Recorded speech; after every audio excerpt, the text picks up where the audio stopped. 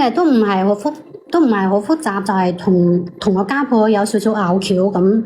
點解會有拗撬咧？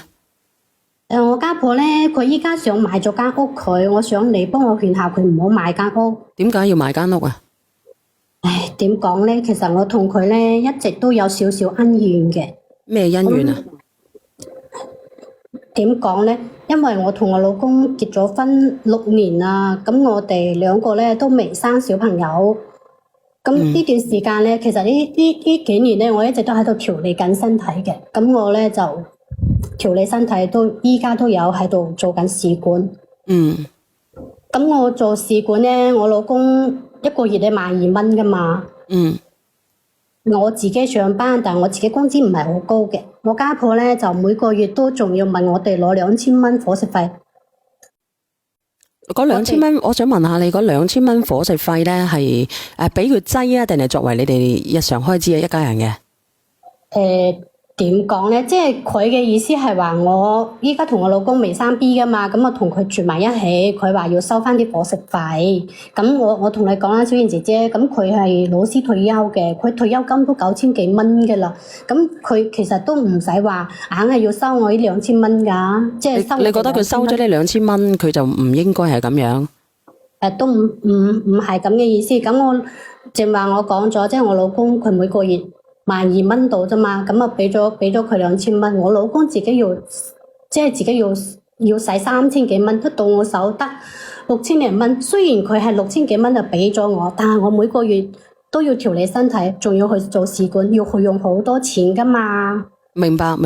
咁你而家係同佢有咩拗撬啊？咁樣你就唔想佢俾咗2000，定係乜嘢拗撬咧？仲有第啲拗撬咧？有，哎呀。即係前2年咧，我家婆咧佢行路就唔係咁順，咁我去醫院就檢查話佢嗰個即係膝頭哥嗰個半月板嗰度啊，話佢出咗問題。咁個醫生咧就係醫生都建議佢做手術嘅啦。咁啊佢又聽嗰個醫生嘅喎，話要2個都要換咗佢，換一隻咧都要10幾萬啦。佢諗住換2隻，兩隻咧要20幾萬。哦，我知道啦，係咪個膝頭哥嗰個軟骨嗰度啊？係啊，哎呀，啱啦。當時咧，我同我老公就諗住佢60幾歲啦，就勸佢話唔好做啦，有風險啊嘛。多謝你阿葉玲啊。慢慢咁樣行下都可以行嘅，咁我哋咪保守啲，用啲藥，唔好去做手術啊嘛。咁佢唔制喎，佢係都要2隻去做，仲要做2隻就20幾萬，佢攞晒佢所有嘅積蓄去做嗰個手術。咁佢有冇問你哋攞錢啊？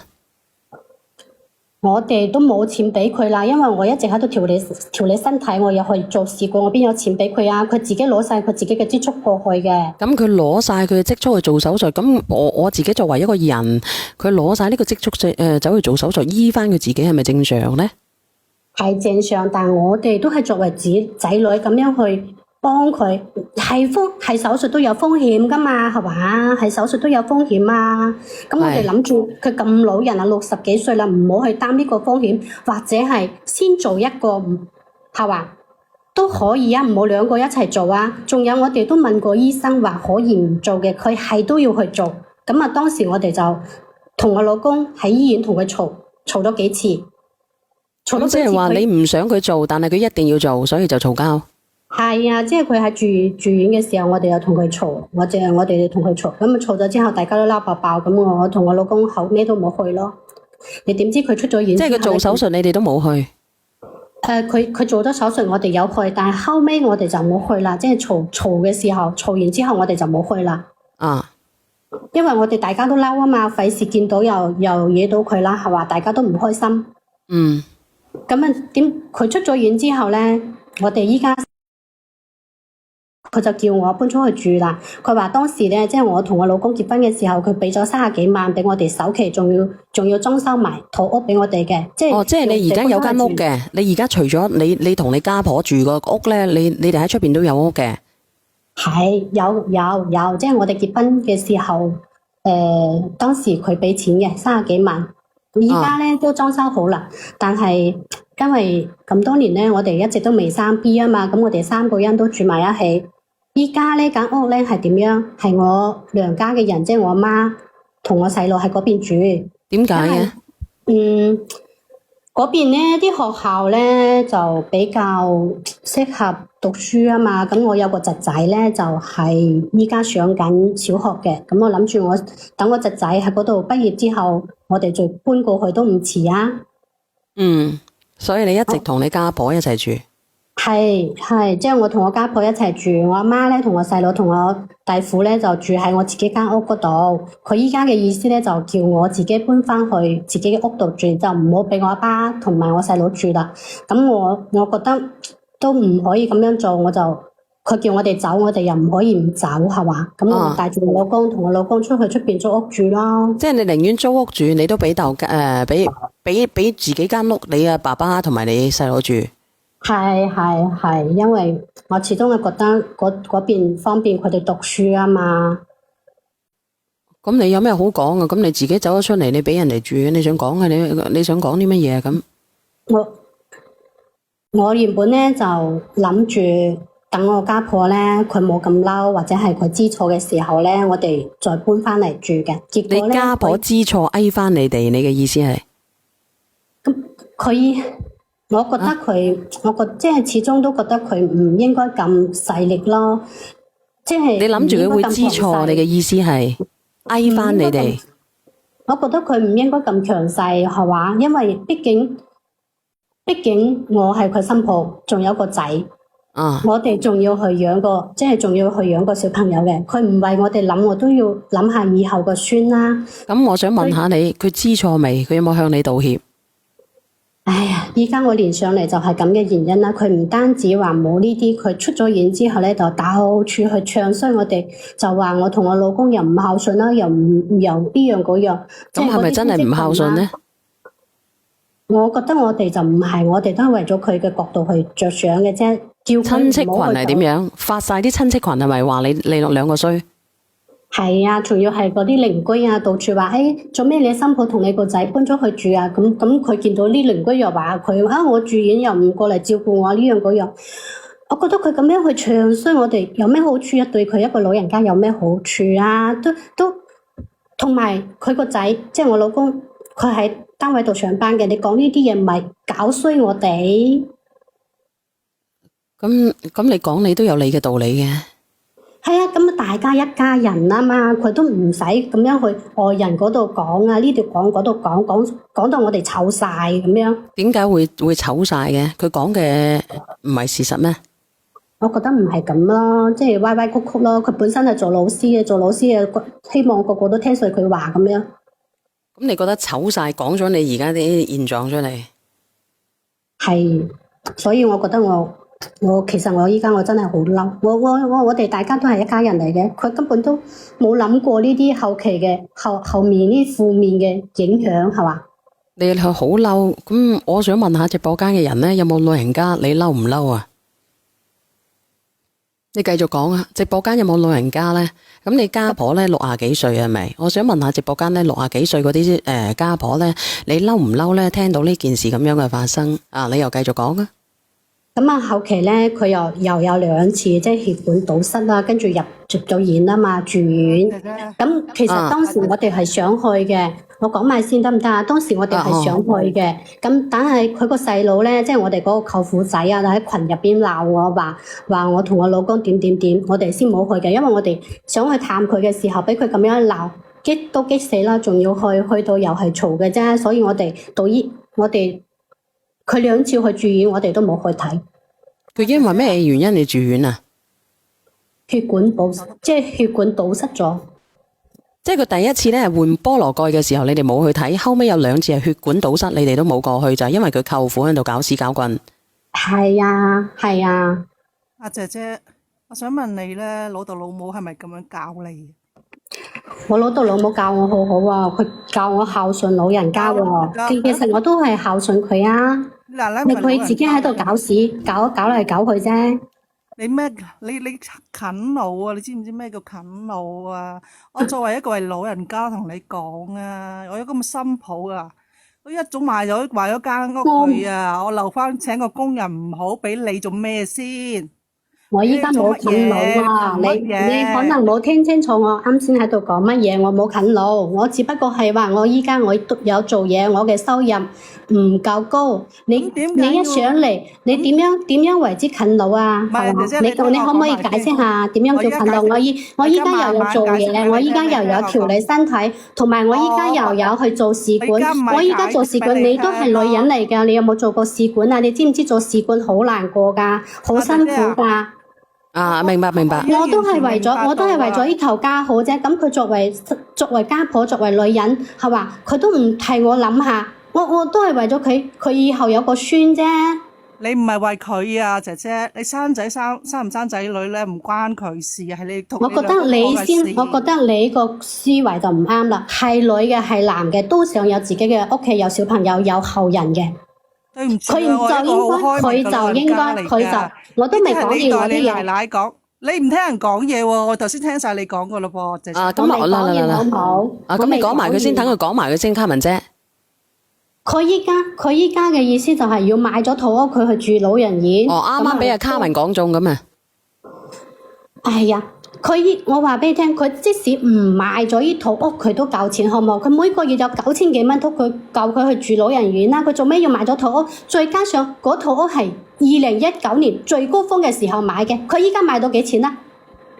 姐姐我都話啦，我係一個老人家，我都買一間嗰個再住老人院，揾個呢啲係你嘅思想，呢啲係你嘅思想，你唔好套喺我呢度。係老人家都想有，係老人家都想有自己嘅後代嘅。老人家啦，你又點知老人家點諗咧？嗱，咁好啦，佢係想有，問題係佢點解要賣咧？我想問下你，點解佢會賣咗間屋咧？小賢姐姐呢度就係關鍵嘅問題啦。佢成日又聽晒佢細佬話，又聽晒佢嗰啲咩親戚，聽晒嗰啲講。嗰啲親戚呢度講，唔係啊！我同你講，你知唔知點解賣啊？係因為佢一次又一次心寒啊！佢點解會心寒啊？我想問下你，你知唔知啊？你諗唔到嘅原因係咪？我真係諗唔到呢個原因。嗱，咁你可唔可以，姐姐你唔好好似成支機關槍咁樣，姐姐你唔好成支機關槍咁樣，你去睇下抖音。嗱，阿卡文姐你亦都唔好出聲字，你叫佢睇下，你識唔識睇屏幕公屏打字啊？嗰啲我唔睇，每個人思想你唔係唔睇啊，你要知道先得噶，而唔係你一枝獨行。咁你連得上嚟？每個人嘅想法都唔一樣嘅。阿邊個斜聲啊？開心心，你斜聲喎。得，我啱先拉個窗簾啫。你唔係話點樣？你要睇下啲老人家嘅心聲先至得噶，姐姐啊。姐姐啊，我想問下你啊，佢哋係我哋啲角度唔一樣。依家我就諗住呢間屋唔好賣，係最高峰嘅時候買嘅，我就想揸喺度，以後留翻俾我個小朋友，係嘛？咁佢要去住老人院，佢去住老人院，唔好買間屋都可以嘅啫。佢做咩要去買啊？咁有姐姐，我想問下你，嗰間屋係你奶奶嘅還是係你噶？間屋係唔係我嘅，關你咩事啊？你哋講人哋問你啊嘛，姐姐，你上得嚟求助咁啊，問下你好正常啫。咁啊，間屋肯定係咁，如果你咗都係我老公嘅，我老公係咪我噶？咁係咪我噶？我嘅係咪到時係我個仔噶？你依家有咗仔未？其實咧，我依家喺度努力緊，冇必要上嚟。你依家係努力緊啦。諗法啊嘛。卡唔知俾我講兩句先吓。我問下佢先。嗱，你依家間屋係你奶奶噶嘛？係咪先？係咪你奶奶嘅先？我覺得唔係咯。你覺得唔係咁？依家個房產證係寫邊個個名？我哋嘅係因為我哋3個都住埋一起。房產證寫邊個個名？唔係咁樣計噶，好唔好？咁我哋一家人做咩要分得咁清楚啊？我哋大家都住埋一起，咁佢依家個名係寫落佢嗰度嘅，始終都會走噶。60幾歲啦，到時唔係我老公嘅。你咪啲你咪走你真係諗嘢諗到。咁佢住喺你小學畢業㗎？佢依家喺度住得好地地，我哋有冇叫佢住老人院？係佢自己要聽晒嗰啲咩所謂嘅親戚係嘛？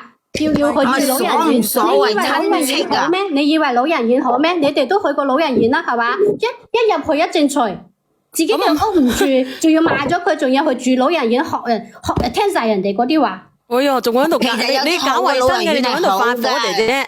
特別係政府正乜乜苦苦個老人院啊，係好好噶，你未入過去咋？你自己去住啦，你自己去住咯。我打算係我老咗我住老人院心喎。唔好同佢講呢啲嘢，阿姐姐。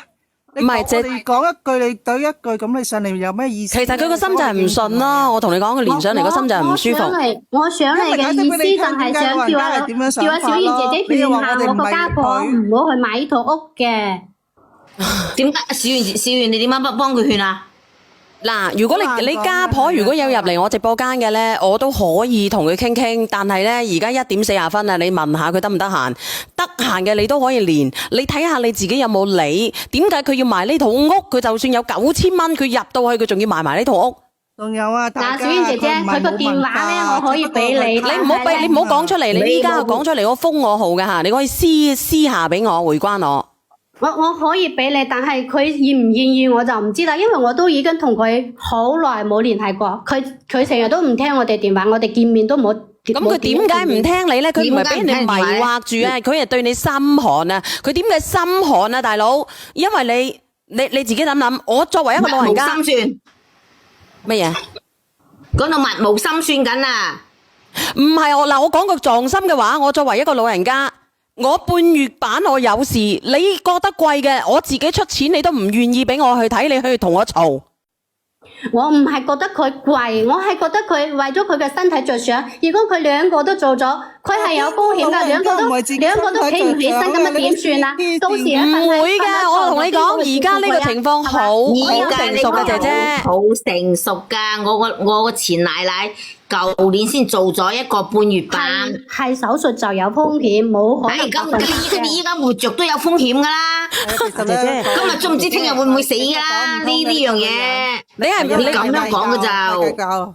你係唔捨得啊！我同你講，你連你奶奶賺翻嚟嘅錢都唔捨得，我活着連我自己一個自主權都冇。我作為你個家婆，作為人哋嘅老母，我就係我啊！我好驚我老咗之後咧啊！如果我有後代嘅嗰啲閪佬咁樣去對我嘅話，我咋啦！我唔理，唔好話屋啊，屋企個屎坑我都搬埋去埋埋佢啊！其實咧，咁我為咗呢條街我都好落力啫，係嘛？咁我個個月都去做調理，係嘛？你等等先啊嗱，你條鐵乜條？咪係咯，你自己要小朋友啫嘛。咁佢唔想咩？佢都只不過佢冇話想啊，佢想自己身體好，想自己過得好。係你好啊，勤姐。你好，呢個後生女我真係聽到我都火滾啊！啊，你聽聽阿勤姐。就唔好嚟聽啦，你費事你自己咁自私，入咩啦？你自私到不得了啊！你個人咁樣做法嘅，唉，人哋自己嘅錢啱有自己想分配點做啦。佢嘅身體美唔係你嘅身體，嗰啲錢唔係你嘅錢，點解你要阻止人哋去做咧？你仲要話怪人哋去買屋，買掉鹹水海都唔俾你。如果係我啊！嗱，呢個姐姐咧，佢語言識別唔到啊，你可以練或者可以再傾啊。講真嘅，呢個姐姐咧，佢有一種怨氣喺度，佢怨乜嘢咧？你知唔知？怨個家婆。佢怨咩啫？啲錢都唔係佢，但係喺佢嘅錢啫嘛。但係喺佢嘅心目中咧，呢啲銀兩咧就係佢嘅。佢係我嫁得俾你咧，我所有嘅嘢都係我嘅。佢奶奶掛上牆，好似好應份咁樣講嘢，真係一啲都係咯，好似大條道唔係㗎。我哋啲農村咧，我哋依家有好多呢啲師奶咧，都係咁樣諗㗎。我個人認為啊，我唔知道你哋認唔認為啊？咁樣做法嘅啫。你幾歲啊，勤姐？咁嘅思想，我50歲，我未娶新抱又未嫁女。如果你個新抱係咁樣，你點算？我生寒到我不得了，我直情我賣咗佢，我去老人院去邊度，我唔會俾咁樣嘅態度啊！啊，咁你咧米粉，嗱你嗰度好嘈啊，勤姐，你嗰度伏聲做乜鬼啊？可能我吹風扇咯，你咪吹風扇得唔得啊？得。唔係嗰個姐姐近到好似理所當然咁喎。就係咯，我聽到一拋火，我死喺個公屏嗰度打嗰啲字上去。嗱，呢個朋友真係呢啲評論員個個都有前奶奶嘅，又話三觀有幾正喎，佢話你哋三觀有幾正啊咁樣喎。我冇前奶奶喎，一個奶奶啫喎。咁我唔知佢咩問題吓。啊，你好啦，作為阿振業，你又作為一個仔啦，你又點樣去評論下呢？啊，呢個匿名嘅呢個係邊個嚟嘅？匿名嘅係米粉嚟嘅定係？佢又落咗去啦。我想問下佢老公係咩睇法啫嘛？啊，呢個姐姐你喺邊度？如果你真係你冇連上聽到咩？哎呀！真係你冇聽到咩？哦，sorry，小人嚇親你。啊！你蟲蟲飛嚟㗎嘛，嚇到我啊！我以為你係嗰個姐姐嚟嘅，把聲咁有啲似啊！蟲蟲標誌性嘅，蟲蟲標誌性嘅口氣啊，冇問題啊，講啊，請講。真係你冇聽到咩？佢話佢同佢老公一齊同個家婆嘈交啊，就因為佢阻止個家婆去做嗰半夜版啊。我前邊嗰度有少少我冇聽到。我同你講，企喺我嘅睇法咧，佢老公首先就唔啱先咯。佢個老佢呢個婆仔咧講個難聽啲就我翻落叉燒嗰個生佢啊咁嘅仔。唔係，你聽我講埋先啦，講埋我落去啦。佢個老婆咧蛋都未有咧，就害人哋謀身家啦。而且副身家未來都係佢噶啦，佢自己對啲老人家好啲，係咪先？以後都係佢噶啦，60幾歲有得幾多年添啦，係咪先？係咪啊？30年、40年就講唔定噶嘛，係咪啊？唔係咯。嗱咁咧，我見到有匿名連咪嘅啦，你哋可以問一問佢嘅新抱啦。我哋唔好爆某粗啊，因為呢15日咧係我嘅危險期嚇。我過咗15日咧，我未有 BB 咧，我哋就繼續可以暢所欲言。如果我係啊，因為我搞咗，如果我15日之後咧，我有咗咧就冇辦法啦，仆街㗎啦咁啊！叫老姜勤力啲啦。哎呀，真係嘅，鋤頭都鋤到我曲街拜行啊！倒數第1咪，係啊，等我安全度過我危險期先啊！你好啊，倒數第1咪。啊，係咪小燕姐姐啊？你好。姐姐想同你講下嘢。你家婆，我覺得你家婆係一個好明智、好聰慧嘅一個女人，一個老人家。點解咧？首先，你同你老公平時係咪食飯先？咁嗌你交2000蚊，係咁而家2000蚊伙食費，錯咩？另外就係我自己有錢，我想將我生活質量提升，我維護我自己嘅身體，我又唔係問你攞錢，我用我自己嘅錢喺我身上。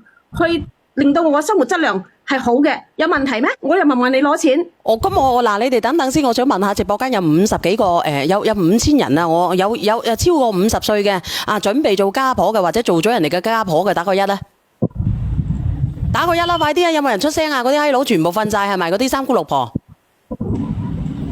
嗱好啦，咁多人打1，我又問你哋一句話嚇，問你哋一句話。咁如果第日你哋隻腳咧跛支爛彈曲街拜行嘅，你唔好話我黑心嚇，你哋唔夠蓋嘅跛支爛彈曲街拜行嘅，問你哋一句話，就問你哋一句話。咁如果你哋要換個半月板，你個新抱唔俾你去嘅，你去唔去換？就係一句話，蟲蟲飛，我問你去唔去？我絕對換，我有自己嘅錢喎，我明明攞錢，你黐鳩線嘅，我自己錢做乜你做咩同我控制啊？咁你明唔明？你成日講你個孫，你個孫，你話你個孫，你個孫，你話講呢？你成日都話你個孫，因為你唔係當你成日都話你有後代，你有後代先講啦，你都未有後代，你講乜柒後代啫？真係。等我同佢講兩句啊！等我同佢講兩句啊！姐姐其實即係可能大家都係同輩人啦，企喺你嘅角度，我理解你嘅諗法嘅，但係咧。人咧都係有獨立嘅個體同埋獨立嘅意志嘅。如果你將你嘅意志強加人哋意志咧，係你唔啱嘅。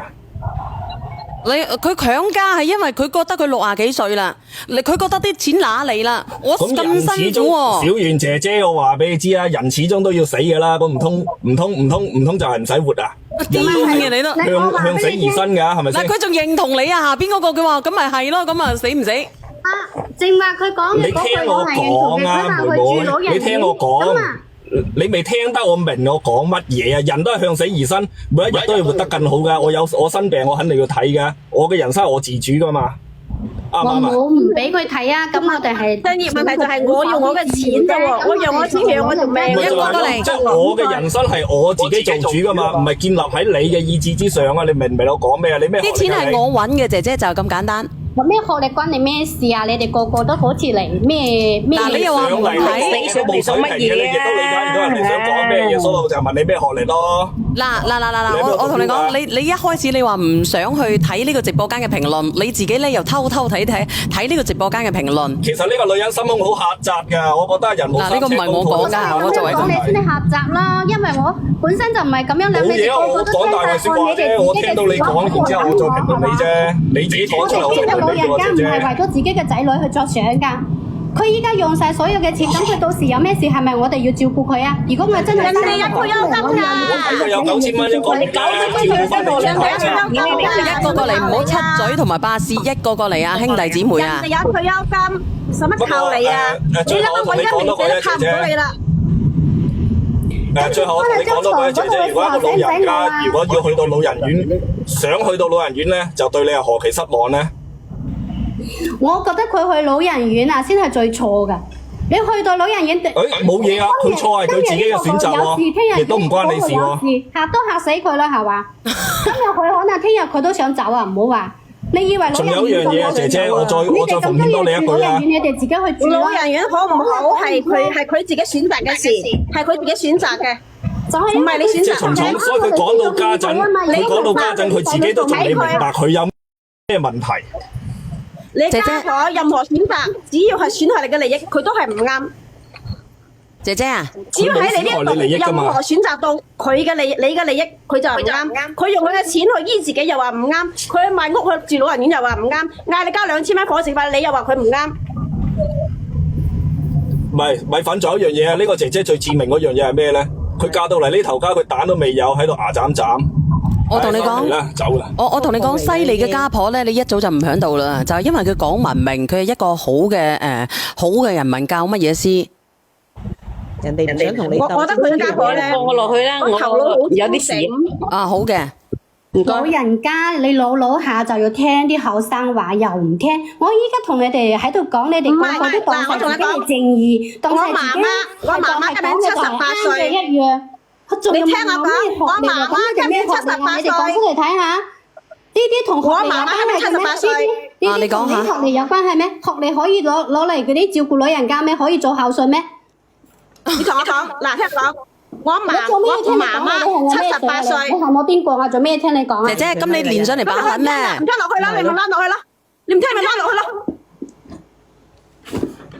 我媽媽78歲啊，唔係佢啲脾氣都唔好嘅，其實。身上啊，唔係咯，一個人佢把聲咧好溫柔，但係佢係好犀利嘅陰濕狗呢隻就係。你先係陰濕狗啊！你陰濕。你哋可唔可以和平啲啊？把聲㗎，個個直播間個個知我把聲係嘅。小姐姐，你咪係自己嚟揾家嘈㗎係嘛？唔係揾家嘈。溫溫柔柔喺度講緊啲嘢，一上嚟就鬧人。唔係人哋冇鬧過人。你家婆俾錢你哋買首期，幫我買首期，你諗聲係俾咗外家住。咁我你仲喺度，你同埋你外家都喺度啃你家婆嘅錢啦。Hello，朱姐姐。啊，你好啊，秋姐。你哋自己嘅，可能你自己，可能你生嘅係女啦，可能你生嘅係仔啦，冇生個女啦，你唔應該。係啊，我生啊，我講得啱啊，講得啱啊，我生得你健好過你啊，蛋都冇隻。嚟，我哋一個個嚟傾，一個個嚟傾。喂，俾我講一句先啦，唔好意思。阿姐姐，你啃老啃得好犀利啊！啃自己啦，翻去。我自己有做嘢，咩叫啃老？你依家同我解釋一下咩叫啃老？咁我有冇出去做嘢？我老公有冇做嘢？我每個月有冇加家用？你姐姐，不如你聽聽我講嘢好唔好？你聽聽我講嘢好唔好？你唔好出聲字。你好啊，你講下先啦，小秋姐。我想問下個靚女，你應該而家好年輕嘅吧？你知唔知點解你做試咩管仲未有啊？因為你所做嘅所有嘅一切都會有咩嘢報咩應㗎。你口口聲聲話你屋企人教你要點樣對老人家好，你係咁樣對老人家好。你唔使攞呢啲咩道咩德嘅嚟講我。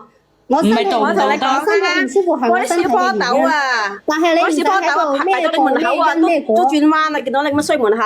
唔係，其實咧呢個姐姐佢係咁樣嘅，佢練咗上嚟咧，佢個心本來咧就唔爽，然之後咧你見到好多人唔認同佢，佢個心唔舒服。你話俾我知係咪咁樣？佢應該落咗去啦吧，姐姐。我喺度啊。嗱，我而家問你，你係咪咁嘅意思？你練咗上嚟，你見到好多人懟你，你個心好唔爽，所以你好唔舒服個心。我肯定係唔爽啦！我本身上嚟就係解決問題嘅，結果你哋個個都懟翻我。嗱，唔係懟，咁佢哋，你知唔知點解人哋個個懟你啫？如果你啱嘅，佢點會懟你啫？講真嘅。我哋冇鬧交咩？我哋而家係解決問題。咁佢哋咧就站在了高高的那個什麼所謂的什麼道德上面咯。我哋唔係同你講唔講道德，我想問你有冇去問過咩法咩律？嗰間屋係邊個嘅先？嗰個名係你家婆嘅。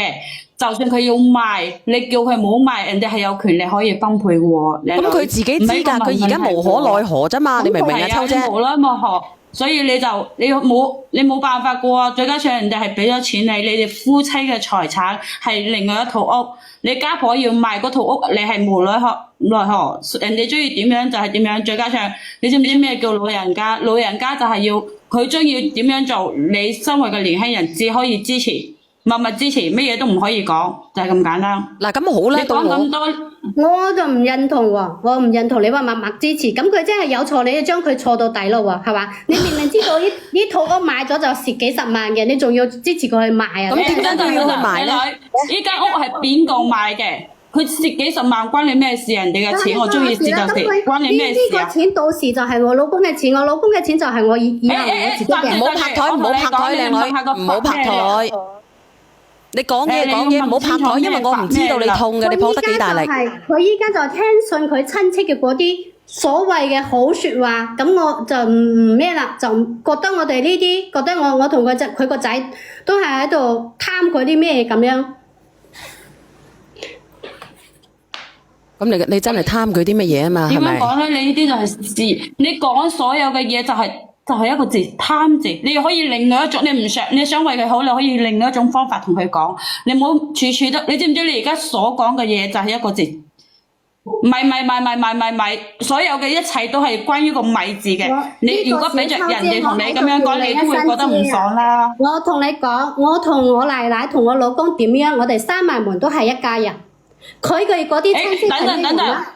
嗰啲親戚係咩人？你哋係一家人。我真係賣咗，到時笑到牙黃嘅都係佢嗰啲親戚，傻！你到時我講俾你知，你要明白一樣嘢，啲米係人哋嘅，人哋笑關又唔關你嘅事，你又冇攞到一啲米出嚟，你一日口口聲聲講你同你個仔係一家人。如果你未嫁佢嗰陣時，佢係咪同你一家人？秋姐你又講，你唔好出聲自己秋姐。嗱，我講一句咯。你理解唔到你奶奶係咪？嗱，我講一句説話，我相信你咧應該可以即刻理解到你奶奶嘅。嗱，譬如你依家有個仔，你儲咗新抱，你嘅新抱咧就係用你出錢買個屋，然之後咧就俾佢細佬住，你會點樣？俾你新抱嘅細佬住？套屋我唔係唔住，依家咧我哋又未有小朋友，係方便我個侄仔過去讀書啫。咁佢你未聽得明啊！你未聽得明啊！我哋可以住翻入去啊！你真係未聽得明啊！依家唔係叫你解釋你嘅問題，你儲咗新抱，你嘅新抱咧嗰間屋你買嘅嗰間屋，要俾你新抱嘅細佬住，你會點樣？你答呢個問題。我覺得我好願意咯。如果咁樣可以嘅話，咁我就建議你買間屋俾你阿奶奶個舅父住咯，一樣個道，一模一樣嘅道理嘅啫。明唔明啊，姐姐？佢落咗去。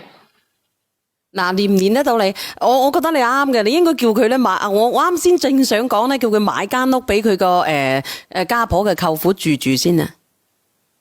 冇連啊，好惡心啊！小圓，我想同你講咧，啱啱第一咪上嚟嗰個女人係求助㗎。我知啊，佢求助嘅，你就冇追佢，你哋就冇去追佢嗰之前嗰啲嘢啦。其實佢可能應該都差唔多知道佢自己做錯啲乜嘢㗎啦。你係第一咪定係第二咪？我連咗3個㗎噃。第一咪啊，嗰個女人同佢嘅仔咩嗰啲啊。哦，唔係生咗個細路出嚟咩？呢個係第二咪啊，呢個係第二咪啊，第一咪有我連咗3個咪啊。出嚟嘅咩？佢生咗個細路，佢係借人哋嗰啲咪嚟生噶嘛，係咪？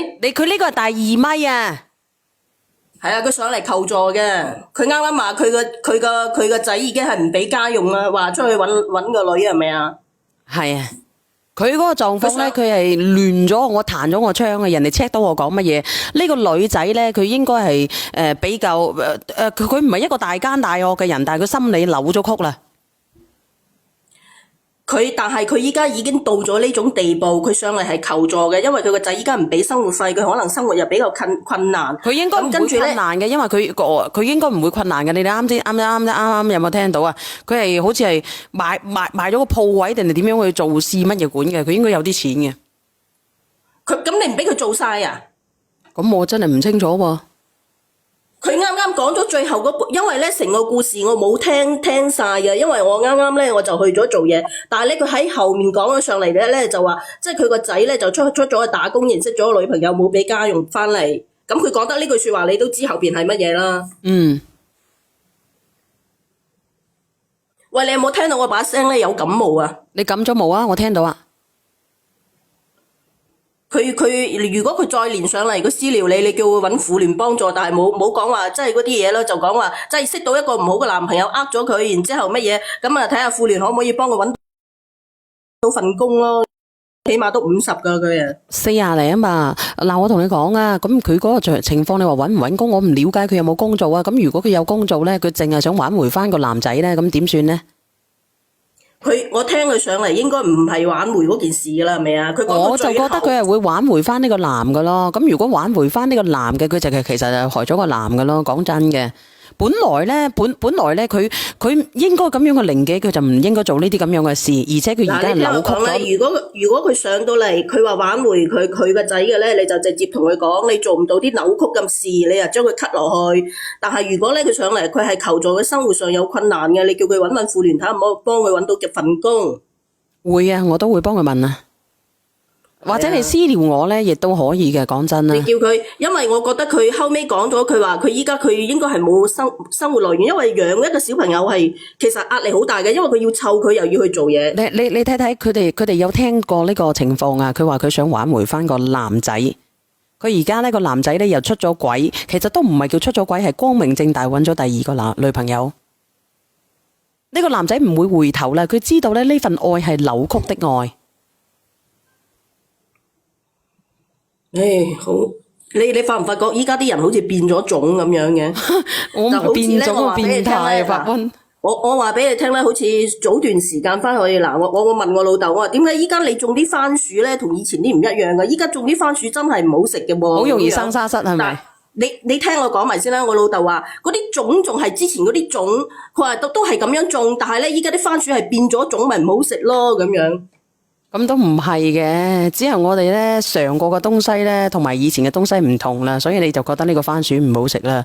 而家好多番薯都係好食嘅。唔係啊，真係嘅，唔同以前嘅。但係我而家喺網上面買到好多都好好食嘅。嗰啲係真係變種啦，網上買多好好食嘅，要麼埋糖精啊，要麼翁咩肥啊，翁嗰啲雞屎藤啊，翁嗰啲雞屎啊，翁啲乜春啊嗰啲，翁到大把屎入去，然之後咧將佢咧包裹住，營養充足，咪好食咯。